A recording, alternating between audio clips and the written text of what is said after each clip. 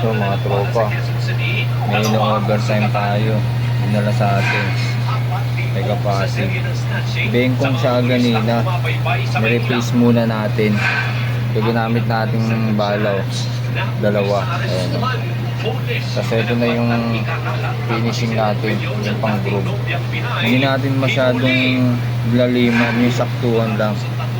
Para hindi siya masyadong nakakaubos ng line. Ano to? Sun Racing. Ayan o. Yung bell niya. Sun Racing yan. Dalawa dinala niya. Ito. Ito pa isa stock. Ganon din to. Ayun o. Bengkong din. Malalim yung gitna. Ayan. Re-replace din natin yan. Ayan o. Kasi bengkong siya eh. Ayan o. Parang ito rin bengkong siya. Na-replace natin. Tapos saan natin ginroom. Ganon din gagawin natin dito. I-overtime natin. Kukunin daw niya bukas eh. Alas 10 ng umaga.